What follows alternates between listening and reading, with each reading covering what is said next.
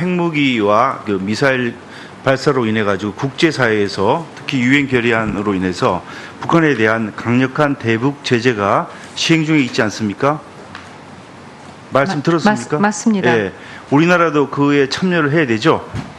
네, 안보리 제재는 의무 사항입니다. 그렇죠. 그러면 북한에 대한 그 지원이 여기에 문제가 되는데, 지난번에 후보자가 5월 25일 날 국내 입국할 때 공항에서 대북 인도적 지원은 정치적 고려 없이 이루어져야 된다, 이런 말씀을 첫 번째 하셨고, 그 다음에 문재인 대통령의 공약 중에 하나가 개성공단을 뭐 재가동까지 포함하는 것이라고 하겠습니다만 오히려 더 확장해야 된다, 이렇게 이야기를 했는데, 만약 이런 일이 발생을 하게 된다면은 이것은 북한 정부에 대한 지원, 북한 정부에 대한 어떤 개성공단을 가동할 때도 북한 정부에 대해서 우리가 어느 정도 금전적 부담을 했습니다. 이것이 바로 대북 유엔의 대북 결의안 위반이 될 텐데 이걸 어떻게 돌파를 하시겠습니까? 네, 말씀드린 대로 분명히 그 개성공단 등은 남북 간의 긴장 완화, 신뢰를 쌓고 남북 간 경제 교류 협력의 그 첫걸음이 될 수 있다는 데에서는 그런 가능성이 있습니다만, 동사업들이 시작되었을 때 그때의 상황하고 비했을 때 말씀하신 대로 여러 가지 안보리 결의 등 지금 상황이 많이 변했습니다. 자, 그럼 대통령의 그 공약과 네. 그 유엔 안보리 결의가 그 서로 지금 차이가 나는 점이 분명히 있을 거란 말입니다. 그런 경우에는 네. 외교부 장관이 되신다면은 어떻게 하시겠어요? 예, 물론 그 비핵화의 진전, 그리고 국제사회의 대북 기조의 변화 등을 여건이 조성이 되면, 그 진언을 하셔서 이런 부분은 유엔의 대북 결의안에 위배될 가능성이 많기 때문에 이것은 하기 어렵습니다, 이렇게 이야기하실 수 있겠습니까? 네, 그런 어떤 외교적인 환경, 특히 제재의 환경에 대해서 면밀히 분석해서 객관적이고 정확한 조언을 드리겠습니다. 자, 그 다음에 저 중국에 대해서는 그 북한에 원유도 공급을 하고 많은 그 지원을 하고 있는 거로 지금 돼 있지 않습니까? 그런데 세컨더리 보이콧 해가지고 북한에 지원하는 그 중국 기업에 대해서도 이제 제재를 가하겠다고 미국에서 또 서방 세계에서 이렇게 하고 있는데, 그 점을 고려한다고 하면은 우리가 그 개성공단에 진출을 한다든지 아니면 그 금강산 관광을 재개한다든지 아니면 아까 말한 대로 정치적 고려 없이 인도적 지원을 할 수 있다, 이런 부분들은 네. 너무 성급하게 국제사회에 흐르는 그런 어떤 트렌드하고는 좀 전혀 동떨어진 그런 내용들이 아니겠습니까? 네, 제가 말씀드린 인도적 지원은 안보리 제재의 틀에서도 예외 정황으로 허용되고 있는 부분입니다. 그래서 안보리의 틀이 허용하는 한도 내에서의 그런 어떤 인도적 지원을 말씀드린 것입니다.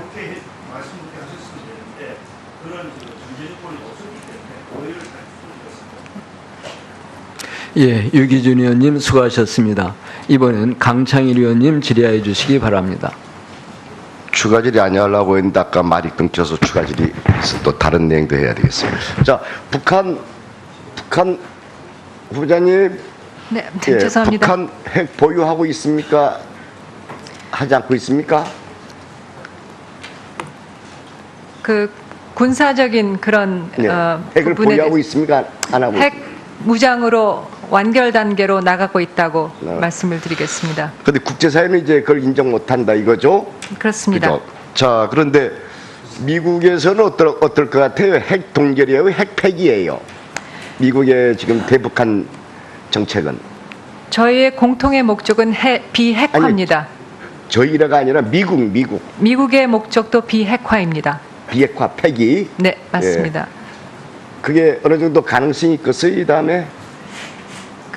그 방향으로 공조하여 나가야 할 것입니다. 예, 그래요. 예. 그 다음에 아까 얘기하다가 끊겼는데 말이죠. 자, 중국하고 미국의 이 사드 문제를 가지고 보는 입장이 전부 다르죠. 중국이 보는 입장과 미국이 보는 입장이 다르죠. 네, 인식의 차이가 있습니다. 인식 차이가 있죠. 네.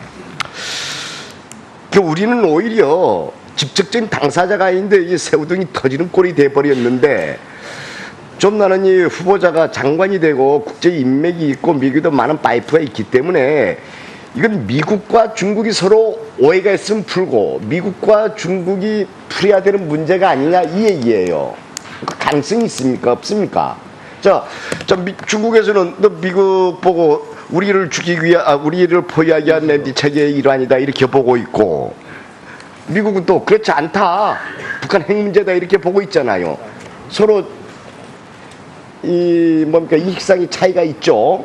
그러니까 여기에서 지혜를 잘 모으게 되면은 그 대화의 중재자 역할을 할 수 있지 않겠느냐 이겁니다. 네, 맞습니다. 그렇지만 이 맞습니다. 문제는 저희의 안보, 저희 국가 안보 이익에 기초하여 내린 결정입니다. 저희가 주도적으로 풀어야 될 문제입니다. 그래서 저희가 대미 공조는 물론이고, 자, 저는 그렇게 보지 않고요. 아까 북한의 주적이 누구냐, 부산 주적이 누구냐 할 때 미국이라고 했지 않습니까? 문제는 이번에 고고도 미사일 이 문제는 미국하고 직결되어 있는 문제예요. 미군의 안위와 안보하고 직결되어 있는 문제이지요. 때문에 우리가 지혜를 잘 모아서 이 머리를 잘 짜서 미국과 중국이 직접 이 문제를 풀어나가는 그게 필요하지 않느냐 이런 얘기를 하는 겁니다. 예, 저희가 그 지혜를 모아야 된다는 부분에 있어서는 저도 전적으로 동감하고요. 하지만 그 대화는 저희가 주도적으로 해야 할 것으로 생각합니다.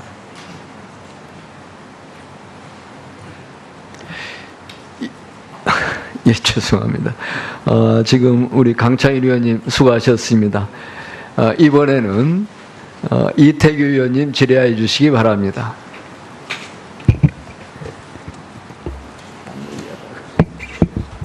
그 후보자께서 2012년에 유엔 인권 최고대표 사무소 부대표 때 조선일보하고 인터뷰한 내용을 보면 유엔에 지원하게 된 동기가 위안부 문제를 전 세계에 좀 알리겠다 이런 취지로 인터뷰를 하신 게 있는데 기억하십니까? 예, 잘 기억이 안 납니다만 그렇게 얘기할 수 있었을 거로 생각합니다. 예.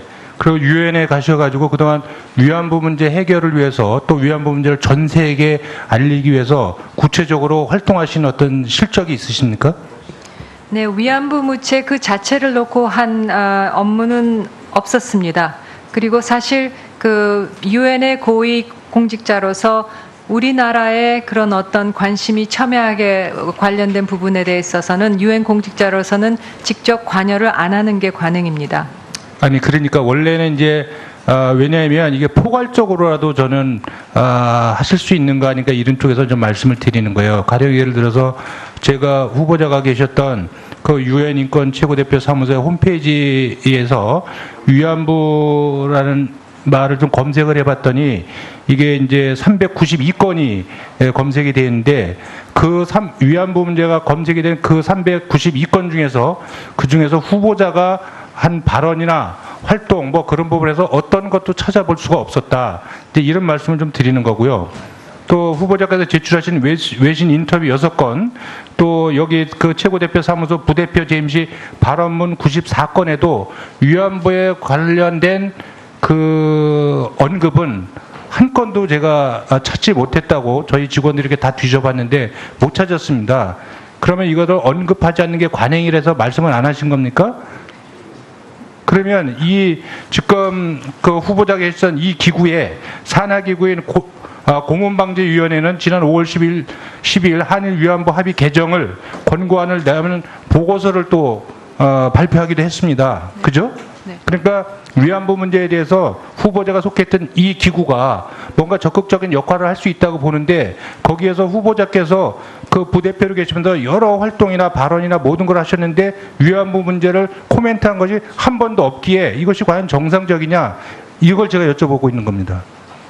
네, 인권고등판무관실에 차석으로서의 저의 입장하고 고문방지위원회라는 기구하고에는 많은 차이가 있습니다. 그런 인권조약 기구들은 그야말로 독립적인 기구들입니다. 그래서 그런 어떤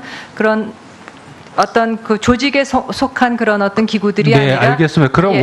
원래 후보자께서 유엔에 진출하게 된 원래 목표, 그 위안부 문제를 세계에 널리 알리겠다. 이러한 목표는 유엔에서 근무하시면서 실질적으로 달성하신 겁니까 그러면?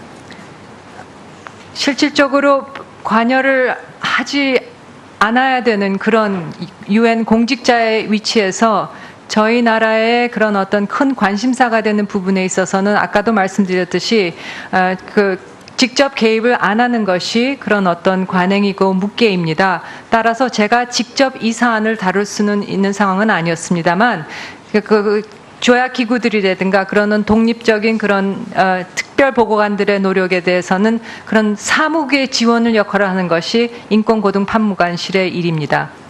이태규 의원님 수고하셨습니다. 이번에는 정양석 의원님 질의해 주시기 바랍니다. 정양석입니다. 아까 사드 관련 환경 영향 평가에 대해서 후보자께서 그건 국방부 소관이라서 제가 잘 모르겠다 이런 말씀하셨는데 좀 시간이 없기도 하지만 장관 후보자로서 좀 실망스럽다 이런 말씀드립니다. 안보와 외교가 어떤 구분이 있겠습니까? 지금 미국에서는 환경 영향 평가라는 명목으로 사드 배치가 약속보다 지연되고 있는 부분이 있어서 결국 그런 문제가 거론될 텐데 그럼 그때 미국 가셔서 그럼 국방부 장관과 협의하시라고 이렇게 답변하시겠습니까? 그리고 미국도 가시겠지만 장관 되시면 성주 사드 배치 현장에 한번 가보실 용이 있습니까? 네, 의원님. 그 부분에 대해서 보다 상세하게 파악을 하지 못한 것 죄송스럽게 생각합니다. 네, 장관에 임명되면은 즉각 상세한 검토를 하겠습니다. 그리고 이건 지식의 문제가 아니고 정말 우리 안보의 본질적인 문제입니다. 저는 정말 다른 것보다도 아주 핵심적인 우리 외교가 왜 필요합니까? 결국 안보를 보완하기 위해서 외교가 필요한 겁니다. 안보 없이 외교만 따로 이렇게 할 수가 있나요? 그런 부분에 대해서는 단순히 지식을 획득하는 게 아니고 답변을 위한 게 아니고 그 철학을 가지시라 말씀드립니다. 이화여고 편입과 관련돼서 여당 의원님들이 저와 좀 다른 부분이 있어 제가 이 속기록에 남기고자 합니다. 제가 알기로 후보자의 딸이 이화여고를 갈 무렵 2000년 무렵에는 이미 이화여고가 자립형 사립학교가 될 것이라는 소문이 나 있고 많은 학생들의 관심이 있었습니다.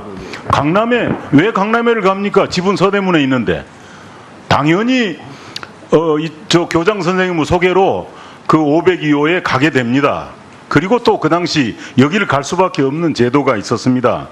당시 각 동사무소에서는 지금도 그렇습니다만 새 학기가 되기 전에는 재원입 신고가 돼서 학교에 진학하기 위한 학생들에 대해서 동사무소별로 실태조사가 있었습니다. 그래서 학교 전학을 위한 일시적인 전입이다. 그러면 다 걸러내는 정치가 있었어요. 이 아지트야말로 정말 이화여고로 확실하게 가는 그런 징검다리였습니다. 이건 조직적이고 그런 정말 밀착적인 관계가 아니면 아무나 갈 수 없는 그런 특혜 자리입니다. 교장 선생님도 밝히지 못하고 그저 송구하다고 했는데 이런 부분에 대해서 후보자가 너무 쉽게 생각하는 게 아닌가 싶어요.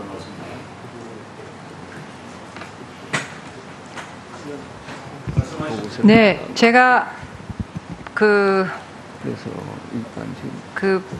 이 아이의 전입을 할 그 당시에는 학교가 자립형 사립학교로 신청을 했다는 사실에 대해서 알고 있었던 기억이 없습니다. 정확히 말씀드리면. 그리고 만약에 알고 있었다고 하면은 제가 쉽게 1년 뒤에 아이를 다시 전학시켜서 미국으로 데리고 갔을 거라고 생각이 안 됩니다. 따라서 그 학교의 그 당시의 상황하고 제가 아이를 이 학교에 넣으려고 했던 것은 상관이 없었던 것으로 생각됩니다. 내가 이걸 하기 위해서 꺼내야 될 거 아니겠어요? 예.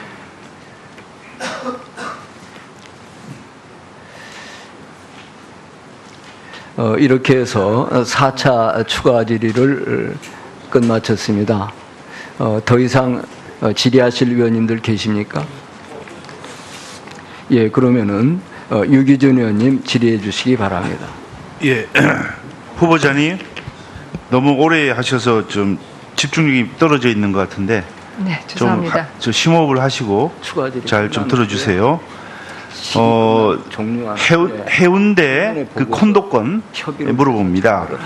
여기 보면은 그 남편하고 아이 장녀 이름으로 2분의 1씩 공동 지분으로 등기를 했다가 팔았지 않습니까? 맞습니다. 그죠? 그런데 이게 그때 장녀는 아마 그 자기 돈을 내지 않고 남편이 아마 돈을 대신 내준 거로 이렇게 보입니다.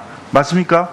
네, 남편이 은행에 융자를 얻어서 그렇죠. 낸 것으로 되어 있습니다. 그러면 이게 증여가 되든지 증여가 아니라고 한다면은 명의 신탁이 되는 거거든요. 그 다른 사람의 이름을 빌려서 그 부동산을 소유한 그런 형태가 되기 때문에 그럼 이게 명의 신탁으로 되는 경우라고 보입니다. 왜냐하면 답변을 증여가 아니기 때문에 증여세를 내지 않았다고 이렇게 답변을 했어요.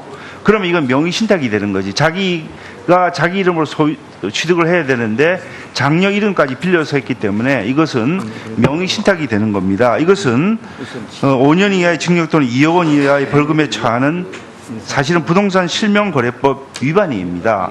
지금은 공소시효가 7년이라서 이미 지나서 법률로 의뢰를 할 수 없는 그런 상태이긴 합니다만은 이게 원래 또 남편 일이고 그래서 잘 모르겠다가 답변하실 것 같아서 내가 물어보는데 수신제가 치고가 아닙니까? 집에 있는 일 이런 것도 잘 모르고 이런 일이 진행되는 것도 모르는 거 알고 계셨습니까?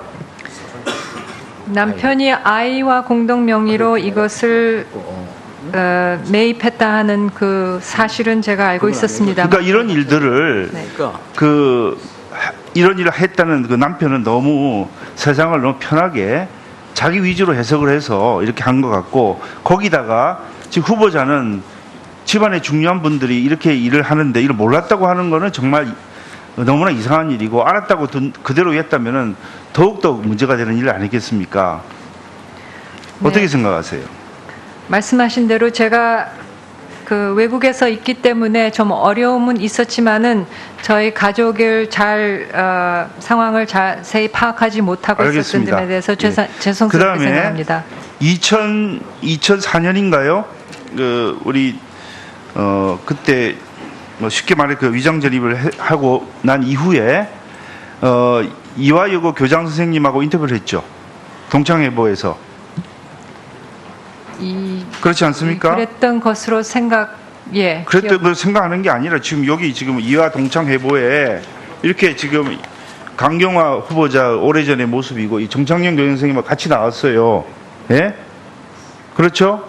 네. 여기 보면은 그때 딸 아이하고 같이 전입한 이후에 10월인가 11월에 이 교장 선생님하고 인터뷰하면서 이화여고가 자유로운 사립고가 되는 방법에 대해서 물어보고 답변하고 그런 게 있습니다. 기억납니까?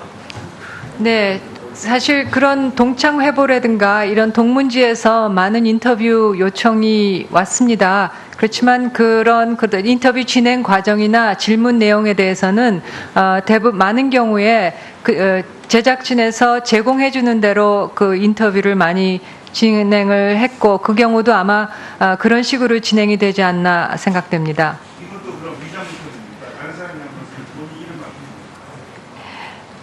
죄송합니다. 예, 유기준 의원님 질의 정돈해 주시기 바랍니다. 예, 이태규 의원님 추가 질의해 주시기 바랍니다. 금방 유기준 의원님도 말씀하셨고 아까 정양석 의원님께서 질문하신 자립형 사립고에 대해서 후보자께서 알고 있었던 기억이 없다.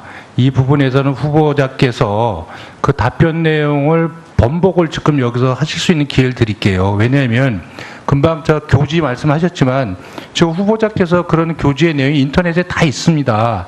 예, 그래서 따님이 이화여고에 들어간 2달 후인 2000년 11월 당시 이화여고 교지에서 후보자는 정창용 교장하고 만남 인터뷰를 통해서 자립형 사립학교는 어느 정도 진행 중입니까? 이렇게 구체적으로 물어봅니다.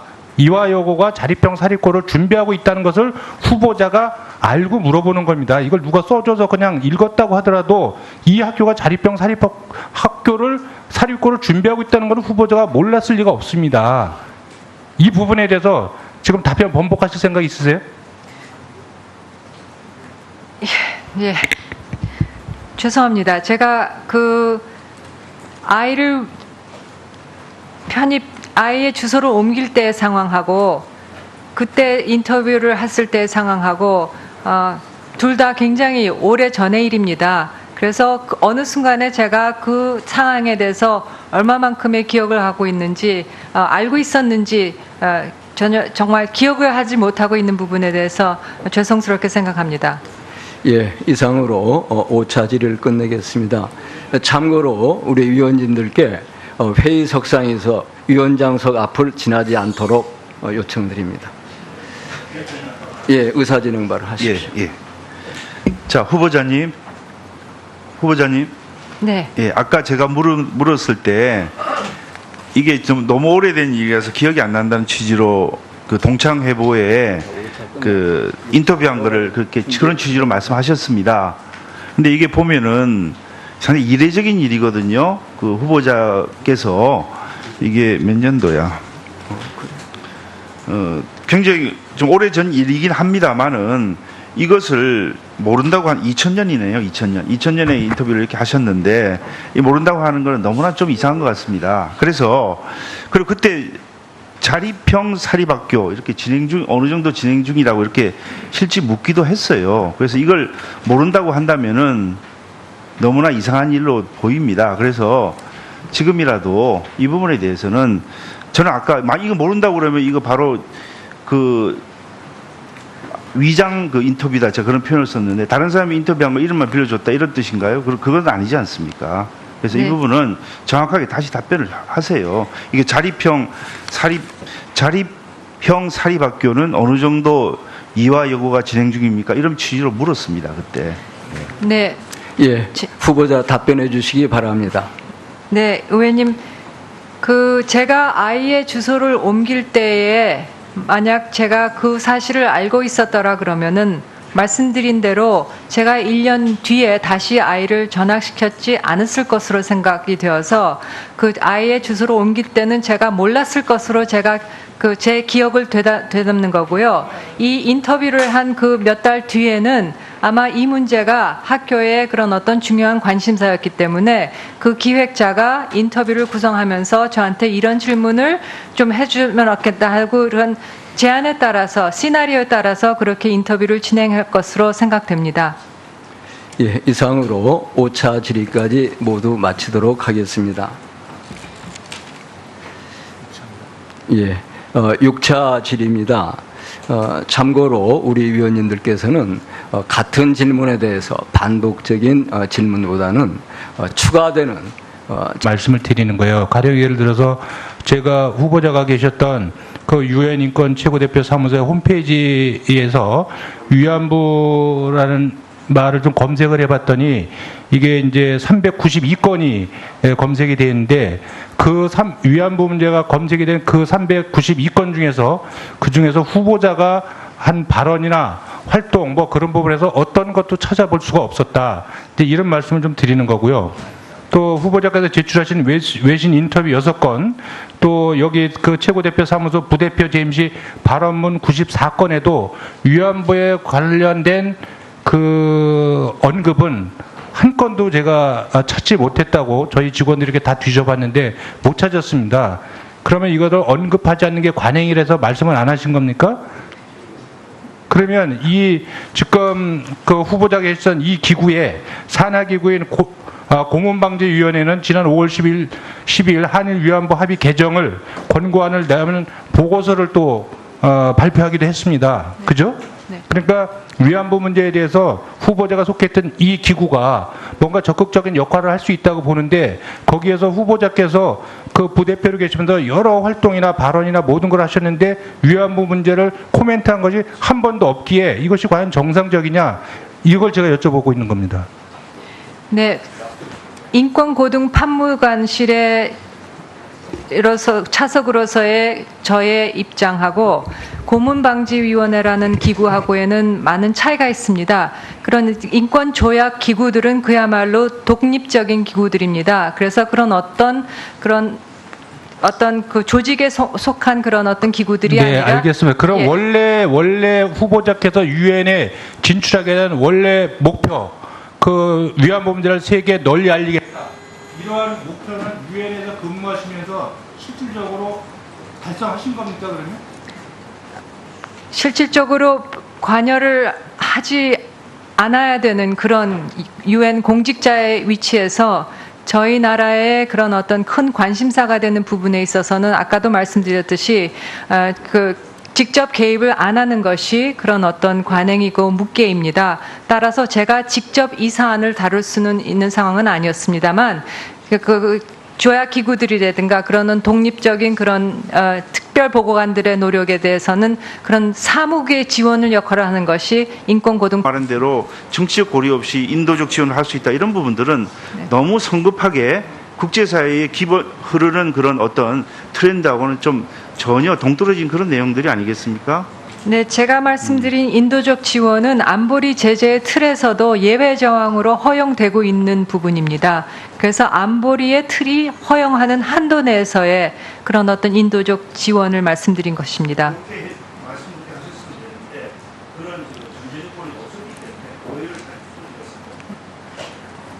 예, 유기준 의원님 수고하셨습니다. 이번엔 강창일 의원님 질의해 주시기 바랍니다. 추가 질의 아니하려고 했는데 아까 말이 끊겨서 추가 질의 또 다른 내용도 해야 되겠습니다. 자, 북한 후보자님, 네, 예, 죄송합니다. 북한 핵 보유하고 있습니까? 하지 않고 있습니까? 그 군사적인 그런 네. 핵을 부분에 보유하고 대해서 있습니까? 안 하고 핵 무장으로 완결 단계로 나가고 있다고 네. 말씀을 드리겠습니다. 근데 국제사회는 이제 그걸 인정 못한다 이거죠? 그렇습니다. 그죠?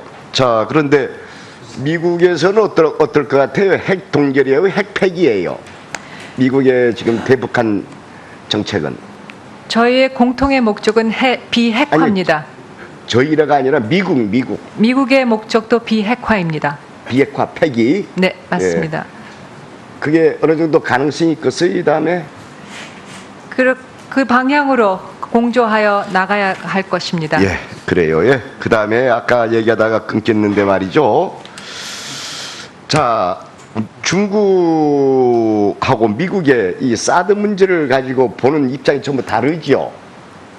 중국이 보는 입장과 미국이 보는 입장이 다르죠. 네, 인식의 차이가 있습니다. 인식 차이가 있죠. 네. 우리는 오히려 직접적인 당사자가 아닌데 이 새우등이 터지는 꼴이 돼버렸는데 좀 나는 이 후보자가 장관이 되고 국제 인맥이 있고 미국에도 많은 파이프가 있기 때문에 이건 미국과 중국이 서로 오해가 있으면 풀고 미국과 중국이 풀어야 되는 문제가 아니냐 이 얘기예요. 가능성이 있습니까? 없습니까? 중국에서는 너 미국 보고 우리를 죽이기 위한 우리를 포위하기 위한 랜디 체계의 일환이다 이렇게 보고 있고 미국은 또 그렇지 않다. 북한 핵 문제다 이렇게 보고 있잖아요. 서로 이익상의 차이가 있죠. 그러니까 여기에서 지혜를 잘 모으게 되면은 그 대화의 중재자 역할을 할 수 있지 않겠느냐 이겁니다. 네, 맞습니다. 하지만 이 문제는 저희의 안보, 저희 국가 안보 이익에 기초하여 내린 결정입니다. 저희가 주도적으로 풀어야 될 문제입니다. 그래서 저희가 대미 공조는 물론이고 자, 저는 그렇게 보지 않고요. 아까 북한의 주적이 누구냐, 부산 주적이 누구냐 할 때 미국이라고 했지 않습니까? 문제는 이번에 고고도 미사일 이 문제는 미국하고 직결되어 있는 문제예요. 미군의 안위와 안보하고 직결되어 있는 문제이지요. 때문에 우리가 지혜를 잘 모아서 머리를 잘 짜서 미국과 중국이 직접 이 문제를 풀어나가는 그게 필요하지 않느냐 이런 얘기를 하는 겁니다. 예, 저희가 지혜를 모아야 된다는 부분에 있어서는 저도 전적으로 동감하고요. 하지만 그 대화는 저희가 주도적으로 해야 할 것으로 생각합니다.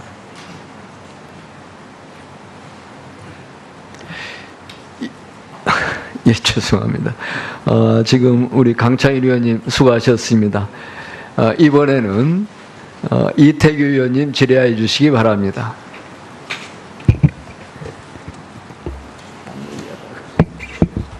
그 후보자께서 2012년에 유엔 인권 최고대표 사무소 부대표 때 조선일보하고 인터뷰한 내용을 보면 유엔에 지원하게 된 동기가 위안부 문제를 전 세계에 좀 알리겠다 이런 취지로 인터뷰를 하신 게 있는데 기억하십니까? 예, 잘 기억이 안 납니다만 그렇게 얘기할 수 있었을 거로 생각합니다. 예. 그리고 유엔에 가셔가지고 그동안 위안부 문제 해결을 위해서 또 위안부 문제를 전 세계에 알리기 위해서 구체적으로 활동하신 어떤 실적이 있으십니까? 네, 위안부 문제 그 자체를 놓고 한 업무는 없었습니다. 그리고 사실 그 유엔의 고위 공직자로서 우리나라의 그런 어떤 관심이 첨예하게 관련된 부분에 대해 있어서는 유엔 공직자로서는 직접 관여를 안 하는 게 관행입니다. 아니 그러니까 원래는 이제 왜냐하면 이게 포괄적으로라도 저는 하실 수 있는 거 아닌가 이런 쪽에서 좀 핵무기와 그 미사일 발사로 인해 가지고 국제사회에서 특히 유엔 결의안으로 인해서 북한에 대한 강력한 대북 제재가 시행 중에 있지 않습니까? 말씀 들었습니까? 맞습니다. 예, 우리나라도 그에 참여를 해야 되죠. 네, 안보리 제재는 의무 사항입니다. 그렇죠. 그러면 북한에 대한 그 지원이 여기에 문제가 되는데 지난번에 후보자가 5월 25일 날 국내 입국할 때 공항에서 대북 인도적 지원은 정치적 고려 없이 이루어져야 된다 이런 말씀을 첫 번째 하셨고 그 다음에 문재인 대통령의 공약 중에 하나가 개성공단을 뭐 재가동까지 포함하는 것이라고 하겠습니다만 오히려 더 확장해야 된다 이렇게 이야기를 했는데 만약 이런 일이 발생을 하게 된다면은 이것은 북한 정부에 대한 지원, 북한 정부에 대한 어떤 개성공단을 가동할 때도 북한 정부에 대해서 우리가 어느 정도 금전적 부담을 했습니다. 이것이 바로 대북 유엔의 대북 결의안 위반이 될 텐데 이걸 어떻게 돌파를 하시겠습니까? 네, 말씀드린 대로 분명히 그 개성공단 등은 남북 간의 긴장 완화, 신뢰를 쌓고 남북 간 경제 교류 협력의 그 첫걸음이 될 수 있다는 데서는 그런 가능성이 있습니다만 동사업들이 시작되었을 때 그때의 상황하고 비했을 때 말씀하신 대로 여러 가지 안보리 결의 등 지금 상황이 많이 자, 그럼 변했습니다. 대통령의 그 공약과 네. 그 유엔 안보리 결의가 그 서로 지금 차이가 나는 점이 분명히 있을 거란 말입니다. 그런 경우에는 네. 외교부 장관이 되신다면은 어떻게 하시겠어요? 예, 물론 그 비핵화의 진전 그리고 국제사회의 대북 기조의 변화 등을 여건이 조성이 되면 그 진언을 하셔서 이런 부분은 유엔의 대북 결의안에 위배될 가능성이 많기 때문에 이것은 하기 어렵습니다. 이렇게 이야기하실 수 있겠습니까? 네, 그런 어떤 외교적인 환경, 특히 제재의 환경에 대해서 면밀히 분석해서 객관적이고 정확한 조언을 드리겠습니다. 자, 그 다음에 저 중국에 대해서는 그 북한에 원유도 공급을 하고 많은 그 지원을 하고 있는 거로 지금 돼 있지 않습니까? 그런데 세컨더리 보이콧 해가지고 북한에 지원하는 그 중국 기업에 대해서도 이제 제재를 가하겠다고 미국에서 또 서방 세계에서 이렇게 하고 있는데 그 점을 고려한다고 하면은 우리가 그 개성공단에 진출을 한다든지 아니면 그 금강산 관광을 재개한다든지 아니면 아까 한무관실의 일입니다. 이태규 의원님 수고하셨습니다. 이번에는 정양석 의원님 질의해 주시기 바랍니다. 정양석입니다. 그 아까 사드 관련 환경 영향 평가에 대해서 후보자께서 그건 국방부 소관이라서 제가 잘 모르겠다 이런 말씀하셨는데 좀 뭐 시간이 없기도 하지만 장관 후보자로서 좀 실망스럽다 이런 말씀드립니다. 안보와 외교가 어떤 구분이 있겠습니까? 지금 미국에서는 환경 영향 평가라는 명목으로 사드 배치가 약속보다 지연되고 있는 부분이 있어서 결국 그런 문제가 거론될 텐데 그럼 그때 미국 가셔서 그럼 국방부 장관과 협의하시라고 이렇게 답변하시겠습니까? 그리고 미국도 가시겠지만 장관 되시면 성주 사드 배치 현장에 한번 가보실 용이 있습니까? 네, 의원님, 그 부분에 대해서 보다 상세하게 파악을 하지 못한 것 죄송스럽게 생각합니다. 네, 장관에 임명되면은 즉각 상세한 검토를 하겠습니다.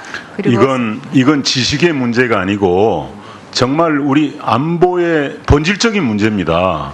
저는 뭐 정말 그 다른 것보다도 그 아주 핵심적인 우리 외교가 왜 필요합니까? 결국 안보를 보완하기 위해서 외교가 필요한 겁니다. 안보 없이 외교만 따로 이렇게 할 수가 있나요? 그런 부분에 대해서는 단순히 지식을 획득하는 게 아니고 답변을 위한 게 아니고 그 철학을 가지시라 말씀드립니다. 이화여고 편입과 관련돼서 여당 의원님들은 저와 좀 다른 부분이 있어 제가 이 속기록에 남기고자 합니다. 제가 알기로 후보자의 딸이 이화여고를 갈 무렵 2000년 무렵에는 이미 이화여고가 그 자립형 사립학교가 될 것이라는 소문이 나 있고 많은 학생들의 관심이 있었습니다. 왜 강남에를 갑니까? 집은 서대문에 있는데. 당연히 저 교장 선생님 소개로 그 502호에 가게 됩니다. 그리고 또 그 당시 여기를 갈 수밖에 없는 제도가 있었습니다. 당시 각 동사무소에서는 지금도 그렇습니다만 새 학기가 되기 전에는 전입 그 신고가 돼서 학교에